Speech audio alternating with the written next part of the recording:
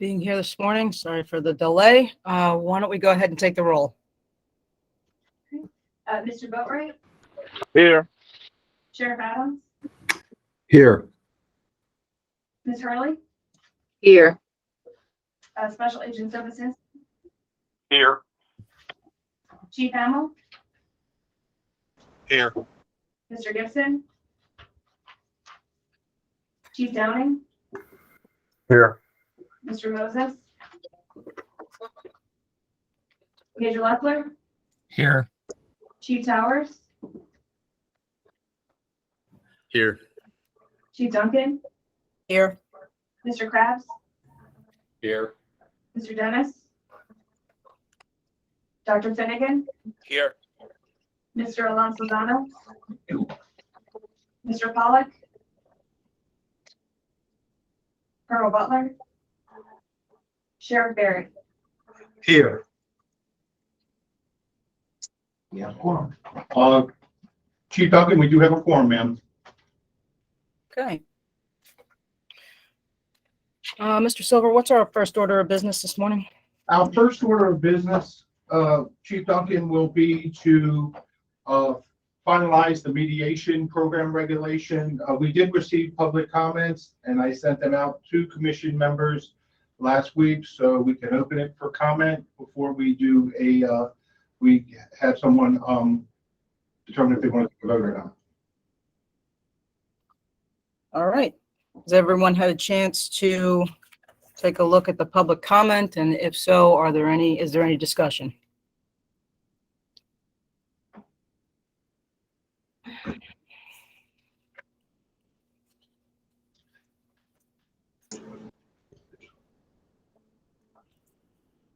And when you're ready, ma'am, we will need a motion for final adoption of the regulation in a second.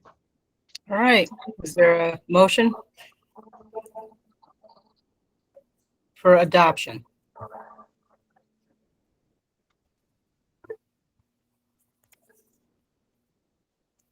This is Major Leffler. I'll motion to adopt the regulations. Thank you, sir. Is there a second?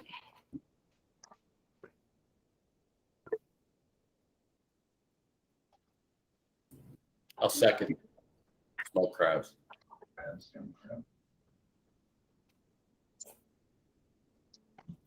Thank you, gentlemen. Any comment or discussion before we vote?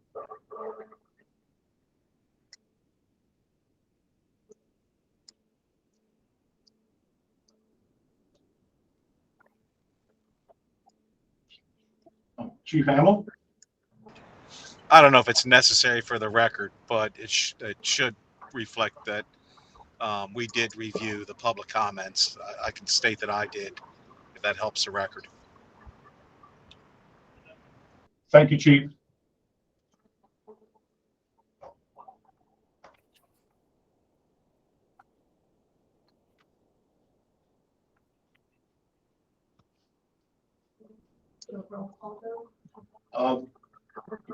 Chief Duncan, if there are no additional comments, we recommend a roll call vote. Okay. Go ahead. Please take the roll. Mr. Boatright, Yes. Sheriff Adams, Yes. Ms. Hurley, Yes. Special Agent Sobosinski, Yeah. Chief Hamill, Yes. Chief Downing, Yes. Mr. Moses, Yes. Major Leffler, Yes. Chief Towers,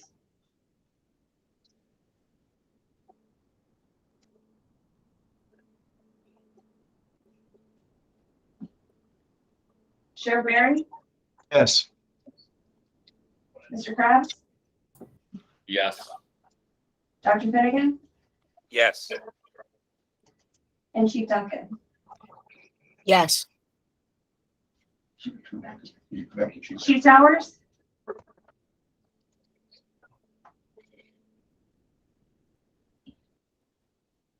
he's there, but he's gonna just put abstain. Is he still there? I don't see him on the screen. Yes, ma'am, he's still there, but the I just motion, texted him for his vote. oh, okay. He's the chair in the other meeting, so he's really doing a lift here. Thank you for, going back and forth for us, Chief Hamill. The motion carries, Chief Duncan. All right, thank you very much. Next order of business? Madam Chair, the next order of business is in our October meeting, actually before that, in July, we request to look at modifying our regulations when it comes to the eligibility of out-of-state officers to qualify for a comparative compliance course in lieu of a full entry-level program. We sent out a memo outlining the work of the commission in the areas that we would recommend modifications. I'd be happy to go over them line by line. And we have made those modifications, a draft of them, in the regulations so you can see what they look like. So, Madam Chair, if you're open to it, I'd be happy to go over the areas where we recommended modifications after meeting with the subcommittee. Absolutely. Thank you, Mr. Silver. Thank you, Madam Chair. The modifications, and I may refer to Matthew Mulady, since he was an integral part in developing these modifications with us, if additional clarification is needed. Our first recommendation for modification is to require the hours for a waiver of entry-level training standards to correlate with when the applicant completed their initial entrance-level academy. And the reason for that, ladies and gentlemen of the commission, is because one of the recommendations we're going to make is to enhance or increase the number of hours for an entry-level academy. And this would just be fair and consistent with the individual would have to meet the amount of hours that a Maryland academy required at the time when they went through their academy out of state or with the federal government. Our second recommendation is just that, to increase the minimum amount of hours for all Maryland police academies from 750 hours to 960 hours. And the reason for that, ladies and gentlemen, is we looked at every academy in the states, we looked at the current objectives we have and the amount of time that it takes, and we felt that the 960 hours was a better view of what academies are doing today. Now, at this time, every academy in the state, when we did our review and our poll, met those training hours, except for one. We have talked to that academy directly, and that academy does not have a problem with them being raised to 960 hours. They can add those additional hours. Okay. Next one is to increase the amount of hours required to be eligible for that waiver from the 750 to the 960. Now, included with that, ladies and gentlemen, and you'll see it actually up on the screen, is that we are also allowing commission members, individuals from out of state to count firearms training within their program as well, because that is an integral part of all academies. It's more than just practical pistol shooting. It also enhances and takes into account things such as officer safety, use of force, critical thinking. A lot of those skills are also taught in firearms, so we wanted to include that in the firearm academy hours themselves. That would be number 4. Number 5 is if we do have an individual from out of state who doesn't meet those requirements, we are allowing to be reviewed and considered by the commission for eligibility to comparative compliance to include topics taught in that individual's in-service programs, but to only count a topical area once. For example, if an individual goes through CPR first aid training, they would only get credit, and they do it every year for 10 years, they would only get credit for that one time. They wouldn't get credit for it for every single year.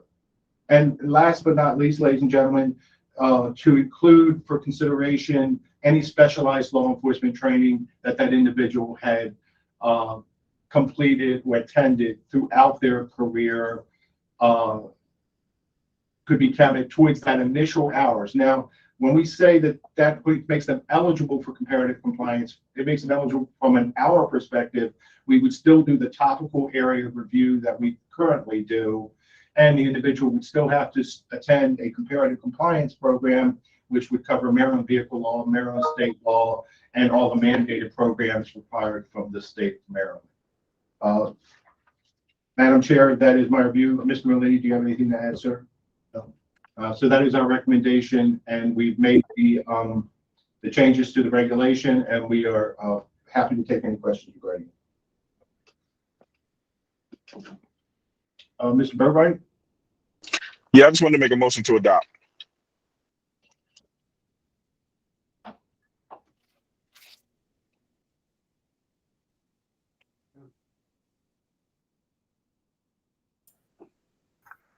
Looks like, You're still up for a second, or you have a question up? Is there a hand raised?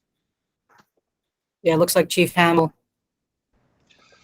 Just a question on the one topic I was thinking of was one you brought up for the first aid. So it's been a while since I ran an academy, but I recall approximately 40 hours for first aid training. Could be 50, could be 30, whatever it is. Would there be consideration to give them credit up to what we give credit for in our training academies if they've had hours up to that number during their in-service training?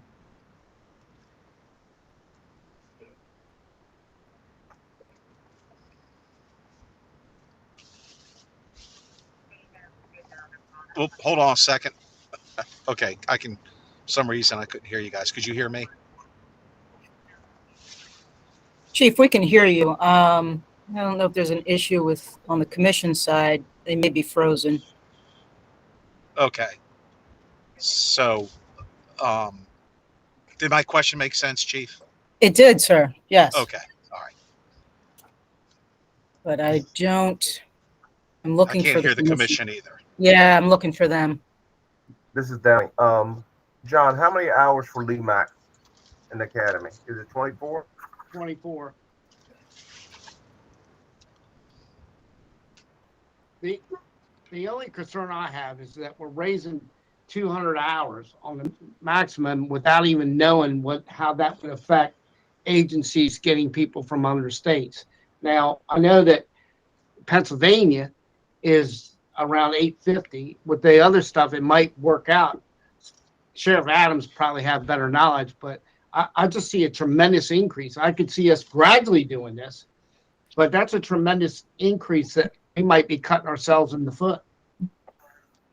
Yeah, I'll speak to that. I know we just checked with PA. Their current hours, their total hours through their Act 120 is 916 right now. So this would work and be great for experienced people coming in with time. I think most of them it would certainly help out in that regard, but it will eliminate like anybody new like that would go through the Act 120 PA. They'll come out with 916 unless PA adjusts to add the hours to get 960. They would not be eligible if we go to 960. I mean, the other concern I would have as an academy, I'm not sure, 960 obviously is 6 months, at 40 hours a week, 24 weeks, that's 960 exactly. So if your academies are running 6 months, there's not a lot of leeway. I know there's not anyway. You can't miss a bunch of time or something you would have to go back through, but this gives like almost zero room for, hey, I had COVID for 5 days or something. Just a little concerning on seems like we're real tight with that 6 month 960 point.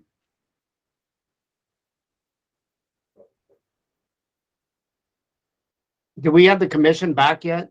Not yet. Hang on a minute. I'm going to get on the phone with Wayne. They're trying. We're here. Chief, Oh, you guys are here. Okay. well, we're on, but we're kind of monitoring it from a laptop. That's why you really can't see us. We're trying to Gotcha. Okay.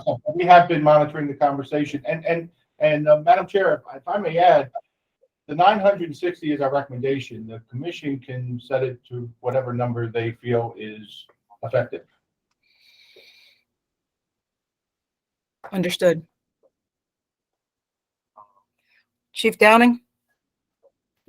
My question, for clarity and what I'm reading into it, if someone today comes in, their number is 750, that they would actually be held to? That is correct. Until the regulation was finalized and approved, the changes, modifications were finalized and approved, it would be 750, sir. Thank you. I make a motion to raise it to 850 and then re-examine this in another year to see how that affects us. Or even I'd be comfortable with 900.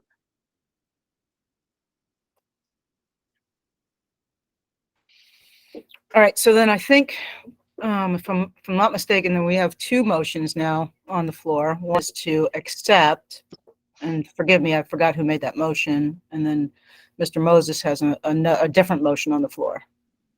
It was Mr. Boatright.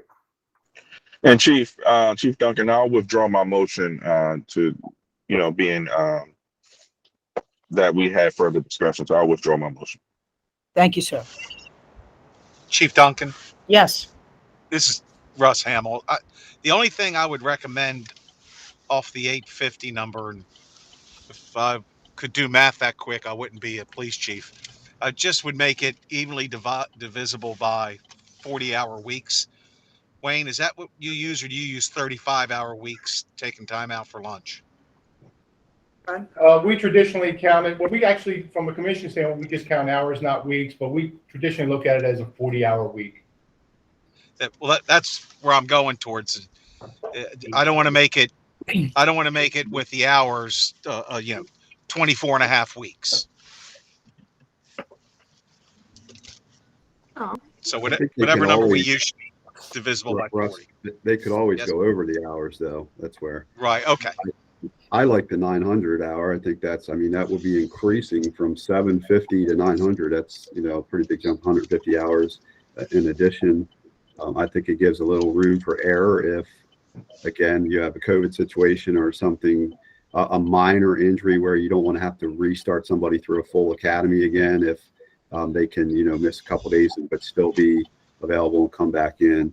And it does help with the 916. I know is what PA is hitting right now. It would assist with somebody coming out with the 916.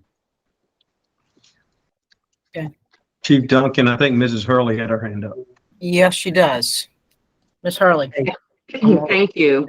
Good morning. Can we be reminded again what the state academies, their hour requirements are? Is that where we got the 960 from? Ms. Hurley, the state requirement right now is 750, but that was minus any firearms. We're adding in the firearms to the academy and raising the amount of hours for the required in the academy.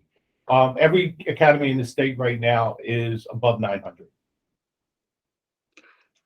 I think we should pick the lowest number of the state current academies. I don't know why we would just pick a number out the air that bears no relationship to the standards that we hold applicants to today. I think it should bear some relationship to our own experience and what we believe are what we have identified as best practices for the number of hours to train applicants consistent with our laws.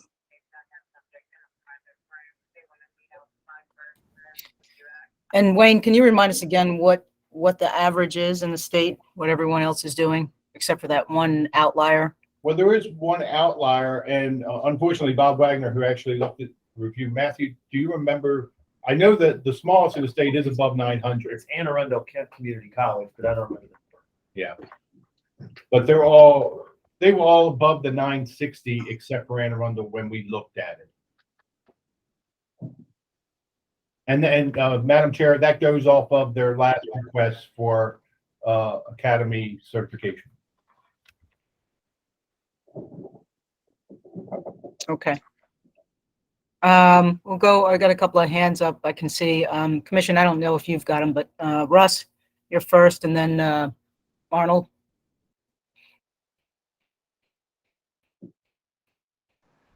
That was me forgetting to put my hand down, but I would agree that we shouldn't make too ambitious of a jump here. and we maybe bring it in incrementally. And I believe that's what the last speaker was saying. Thank you, sir. Chief Downing? I would defer to the chat that was sent just a second ago in reference to service. So whoever did the chat, if you would go first.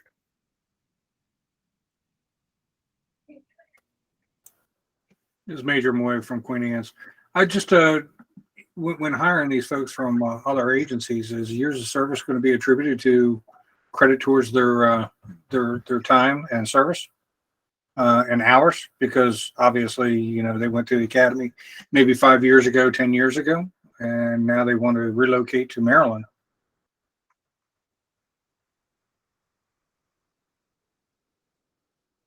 It's a good question, Commission. Under the new stance, it would not be a direct amount of hours per years of experience. It would instead take into account their additional training that they have taken during those years of experience, plus firearms.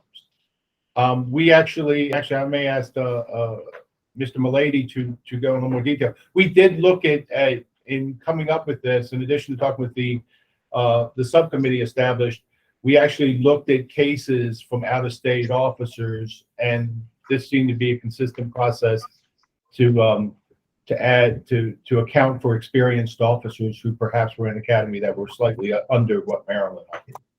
Matthew? That somebody with 5 years experience right now, they would be under the 750 number, because 750 goes back to 2009 until a new regulation is passed. So it's not the new number of 960. It's the old number of 750. So it's prorated back to basically from the 750, no matter what, before the 960 or whatever denomination that we come up with? Correct. Plus, they would get the firearms, which were previously excluded.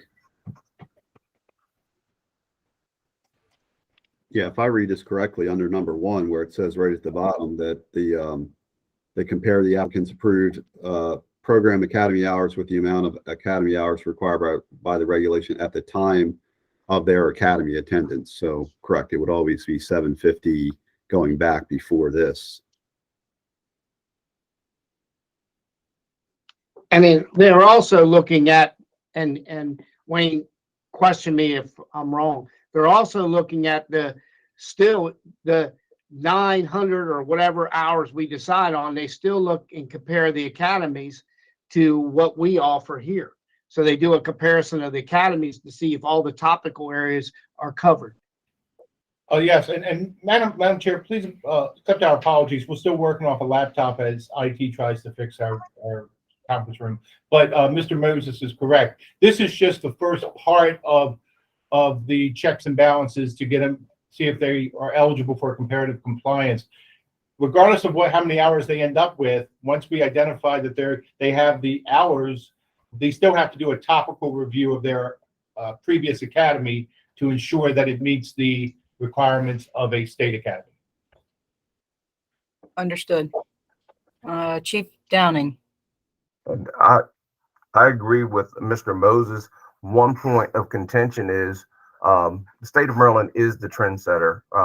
We probably have the highest number of hours than most academies on the East Coast. I'm not quite sure on the West Coast. In saying that, courses such as first aid, we just spoke of that. In other places, it might be 40 hours, and in our academy, it might be 24. So I think those hours would actually make a difference when you do the math. And I think 850 would be something that would be appropriate. And I would second Mr. Moses' motion, if that's proper.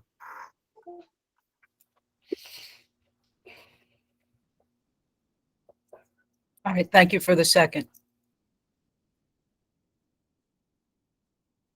Any additional discussion?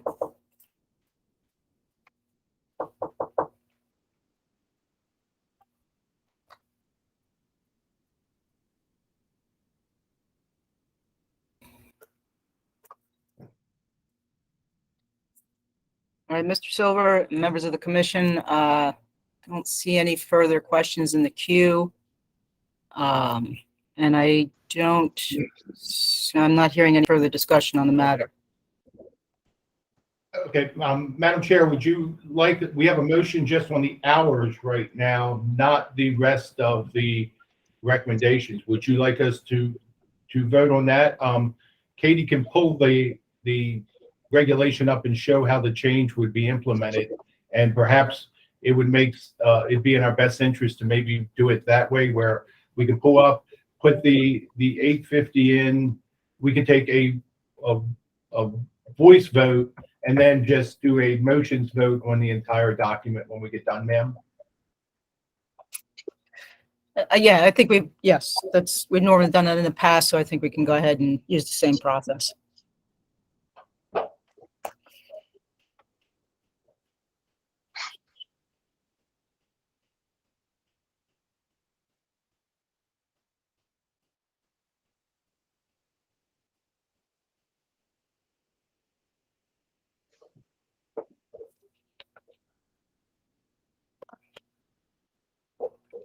Go ahead.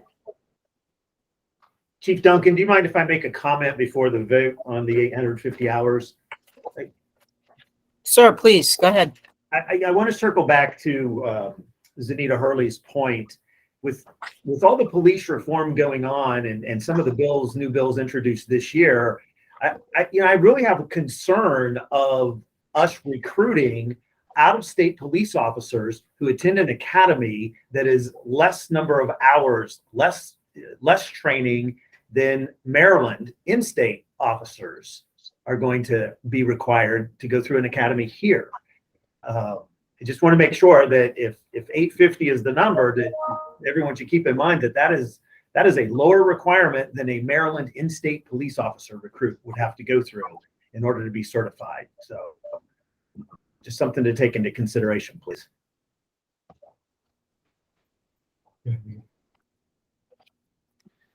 If I'm mistaken, if we change that to 850, wouldn't that be the requirement also for Maryland? So it would change over to everything, right? We would raise our requirement from 750 to 850. So that would be the requirement for a Maryland officer. The requirement is they may do more, but that would be the actual requirement. That's the concern. Is the incentive for the academies to drop their hours to 850? Because all of them are over 900 now. I think Right, the two kind of go hand in hand. But the requirement now is 750, and they haven't dropped. They didn't drop. They've actually increased. And I think that one thing that we got to realize is that the commission has always set minimum hours. Every academy is going to do what they have to do to meet the curriculum that is mandated that we're currently working on. Those are the minimum hours. And throughout every regulation, this body has always set minimum hours, not say you have to do 950 or 1,000 hours. And we all know that if we look around at academies, there's a lot of fluff that might be in an academy, such as, uniforms and stuff, graduation could be a part of those hours.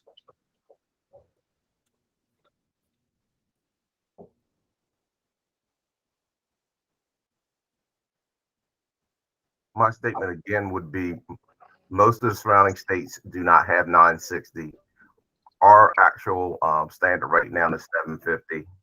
We're increasing to a point, and I believe that Mr. Moses said that we can gradually increase the numbers. This is a minimum standard.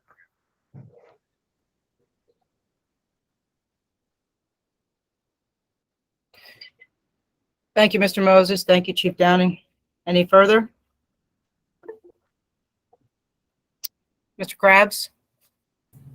Just one more comment. I want everybody to be reminded that they still have to meet the core standards. So no matter what hours we place on it, if you're coming from another out of state that they don't have the core subjects, they're still going to have to get those core subjects regardless of the number of hours that they put in. Everybody in law enforcement is having difficulty recruiting qualified individuals. I think that's what started this conversation way back. And I'm not trying to lower any standards. The standards will remain the same. It's just the number of hours that they're going to have to put in to be even considered to be a police officer in the state of Maryland. That would be the minimum number of hours, not the maximum number of hours.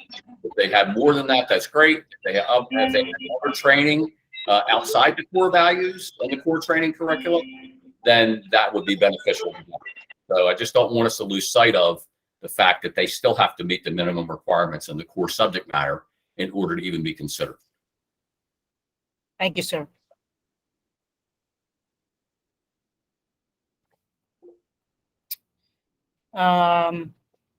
So I see Becker, hand raised.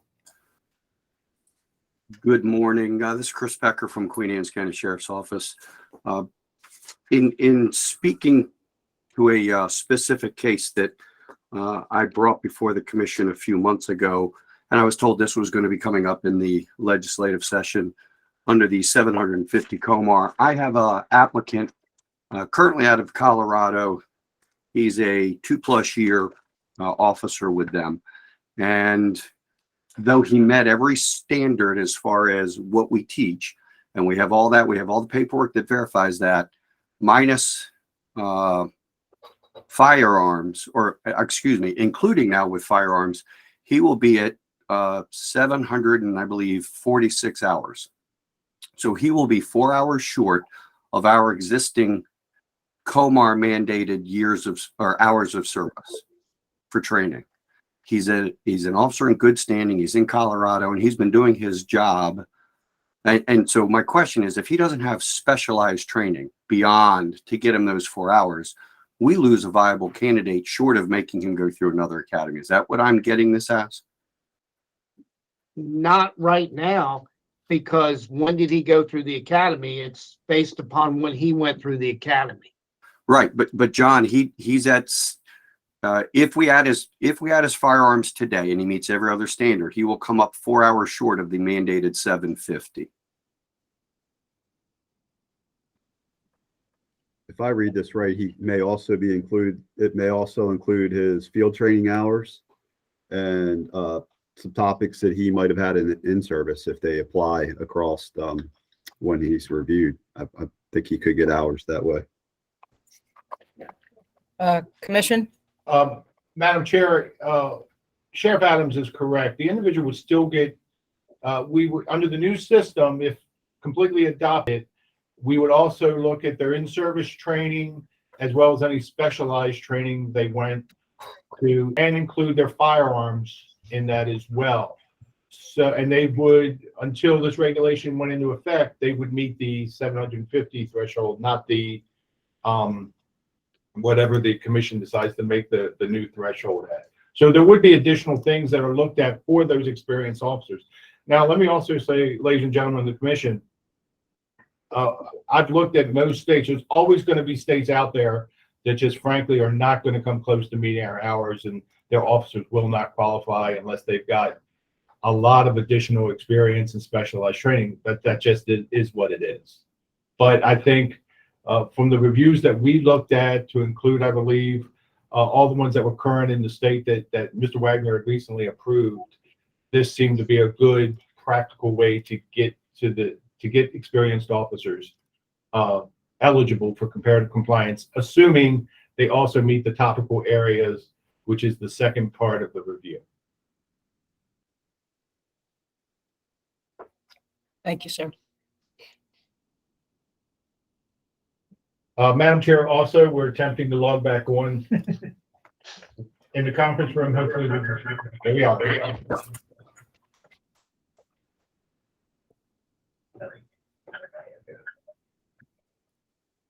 Much better. Why do I hear? Okay.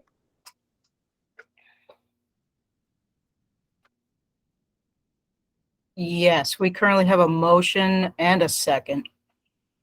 Wayne? Yes, Chair. Keep everybody kind of updated. What is our motion that's been seconded? Our current motion is to change the hours from 750 to 850 Katie has made those changes. Can you just show the change? Highlighted in yellow. I would recommend like we've done previous times when we've done regulations, is we just do a voice vote on that, go through the rest of the document, and then approve the document changes with the two parts of the regulation as a whole now. All right, so are we ready, or do we need more discussion on the one change on our motion that we have? Or are we ready to take a voice vote on that?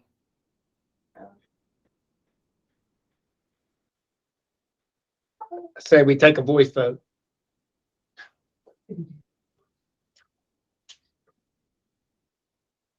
All right, Commission. Those who are aye to the motion?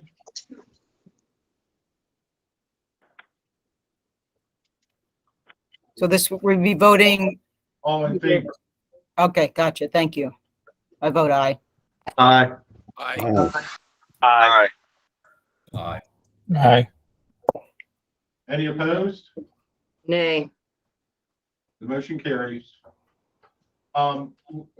Madam Chair, would there be like to be any consideration of the other recommendations, or would you like us just to show the changes we've made in the regular modifications we made to the regulations, and we could discuss them as we go on? I think we should discuss them as we go. All right, ma'am. Okay, can you remove that from the screen, please? The setting thing. So the next section, ladies and gentlemen of the commission, would be section 4.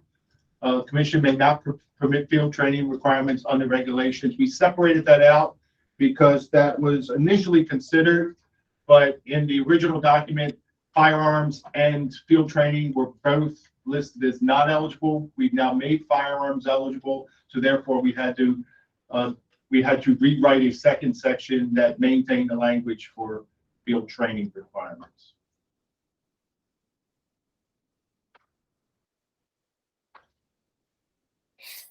Any discussion?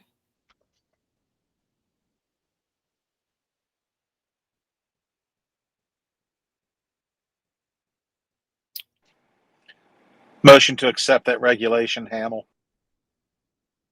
Is there a second? I second. Thank you, sir. Commission? Those who approve the motion, say aye. Aye. Aye. Aye. Aye. Aye. Aye. Aye. Those opposed? Ladies and gentlemen, the motion carries. We will now bring your attention, that is all the changes that were required under 1204-109. We are now moving to section 1204-01.14, waiver of a selection or training standards. Now, ladies and gentlemen of the commission, this is where we discuss those additional areas such as specialized training and in-service training would come into account. This identifies that three things. Number one, as soon as it gets back on the screen, under CI, well, number one, the review will compare the applicant's approved academy hours with the amount of Maryland Academy hours required by regulation at the time of attendance. Number two, topics taught during the applicant's in-service training may be considered toward the minimum academy hourly requirement. An annual repetitive top 4 area may only be considered once. And number three, specialized training received during the applicant's career that is relevant to the top 4 areas may be considered toward the minimum academy hourly requirement. And that would conclude the changes to 1204-01.14, ladies and gentlemen of the commission. Thank you, sir. Any discussion? Motion to accept by Hamel. Is there a Second by Sheriff Adams. Thank you, Sheriff. Commission? Is there any additional comment? I had a question. Is this the entire reg or just this section?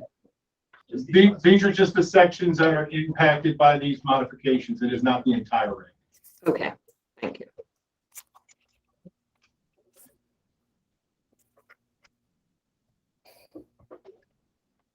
Any other discussion?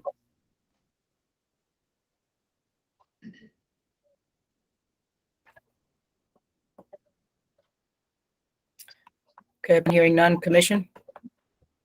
Ladies and gentlemen, those who approve the motion to accept the language as modified in 120401.14, say aye. Aye. Aye. Aye. Those Aye. opposed? Those opposed? Hearing none. The motion stands. Madam Chair, I would recommend that we request a motion and a second to adopt all of the changes to 120401.09 and 120401.14.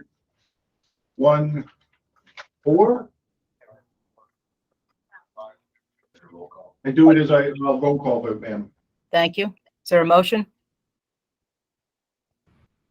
I make a motion to Thank you. adopt the regulation. Thank you, sir. Sheriff Adams, second. Thank you, Sheriff. Any additional comment? Madam Chair, with your permission, we will take the roll call vote. Yes, sir. Thank you. Ms. Russ? Mr. Boatright, Yes. Sheriff Adams, Yes. Ms. Hurley, No. Special Agent Sobocinski, Yes. Chief Hamel, Yes. Chief Deming, Yes. Major Leffler, Yes. Chief Towers, Mr. Moses, Yes. Sheriff Barry, Yes. Mr. Krabs, Yes. Dr. Finnegan, Yes. Chief Duncan. Yes. Motion carries. The motion carries, Madam Chair. Thank you, sir. Thank you, Commission. Madam Chair, that concludes the agenda for today. I would like to also state, Madam Chair, that I will be out of town for the next 10 days. So if a commission member needs to communicate with me, please give me some patience and I will get back to you as soon as possible. Thank you, sir. Chief Downing? Just for Ms. Hurley and Mr. Malahy, I just want, for the record, I want to go ahead and state that Maryland has the highest numbers if we propose the 960. Only Delaware at 880 and New Jersey at 840 and Pennsylvania would have higher numbers than the 850. There were 880. Correction, New Jersey's at 840 and PA is at 919. All other agencies are in the range of 700, 600, and 800. So I think we did a good thing with 850, and we have the ability again to go ahead and raise it in the future. Thank you, Chief. Sheriff Adams? Thank you, ma'am. Could, Wayne, is it possible, I'm assuming when we get this typed up, can you send that, the new regulations out to everyone so we can have a copy of that? We can, Sheriff, and we're happy to do so, but they won't take effect. We'll have to put them through the public comment phase and through AELR, and then we'll have to vote on them after public comment, similar to we did with the mediation. I'm anticipating at our April meeting to have them finalized. Correct. I understand. Just if we could have what we just passed today, just so I have that. Yes, sir. I'll have it to you at the end of the meeting, sir. Perfect. Thank you.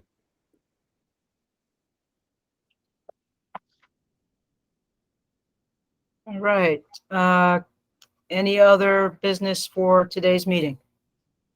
Dr. Finnegan? Could we have the commission send out Senate Bill 110 is under consideration by Senator Jackson?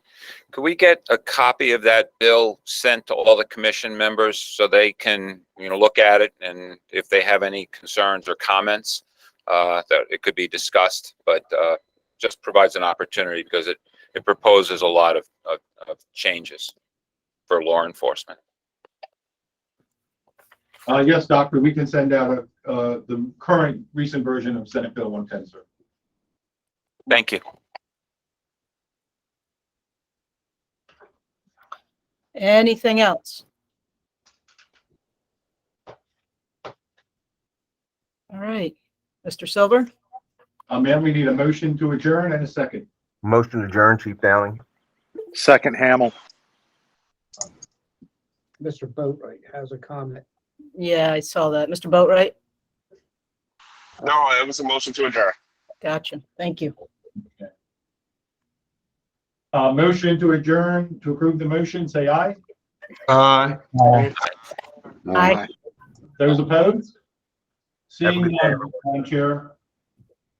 Meeting is adjourned. Thank you. Have a good day. Be safe. Take care, everybody.